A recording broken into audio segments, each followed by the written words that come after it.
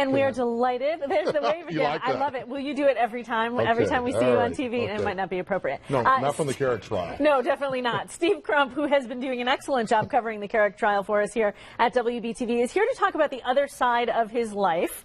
We are celebrating and marking 50 years since the march on the Edmund Pettus Bridge in Selma, Alabama. Of course, the Voting Rights Act of 1965. Being commemorated this past week. That's right. Yeah. So Steve is here to talk about this documentary that's airing right now, right here on Bounce tonight at 7:30. This is you put a lot of hard work into this one. We started this back in March. It's called Selma's Golden Anniversary, and we were back in Selma in March of this year.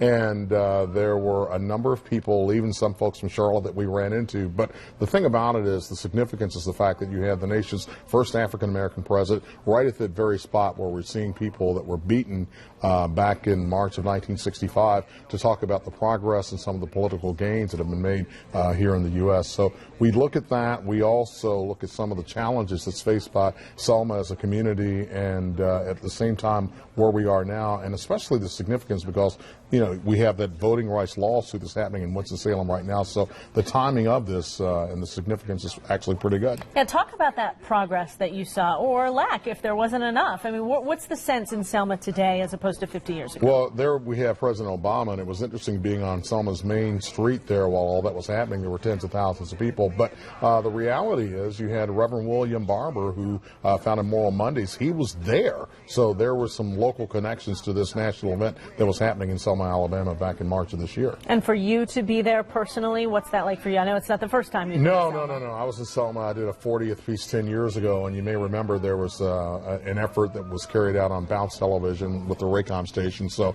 you know, it was just one of those things where we went back to kind of put this thing together and just give it some perspective. The story itself had new legs, especially with record crowds there. Also, with the fact, again, that the president was there, and even some of the issues of relevance as it relates to voting rights made it kind of a nice story to do.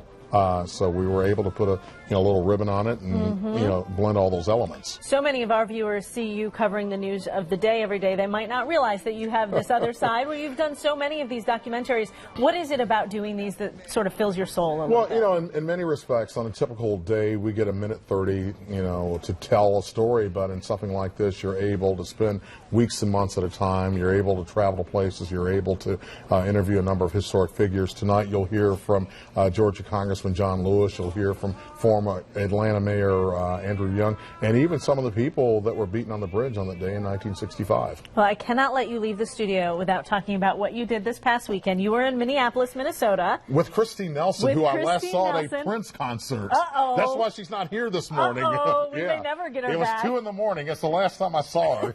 But we have to congratulate you, Steve, because you won a big award at the NABJ conference. Talk a little bit about the story that won you the award. We got real lucky. There were 3 awards that we won. We won for our Medgar Evers documentary that was on WTVI. It was ran last year. Also, the piece that we had done along with your producer Brian Stevenson on Charlie Sifford going to Washington to the White House to receive the Presidential Medal of Freedom and talk about anniversary pieces. I think one of the last times I was a guest on Bounce, it was to promote the Brown at 60 show, and that won in the area of public affairs. So it was a good year and a good night for us. Well deserved for sure. We are very fortunate to have you here at WBTV, both in the work you do every day on the air and then the work you do behind the scenes. Now, before you leave, you got to get the search party to go find Christine, because she was last seen at Paisley Park. If she's having fun, I say keep having fun, girl. Yeah, I'm wearing purple in honor of her and Prince. So. I know, I'm envious. You got to be this close to Prince. Yeah, he has the fro, I don't. Steve, thank you for coming in this morning. Al, over to you. Telling it like it is. Way to go, Crump. Congratulations. All right, hey, take a look.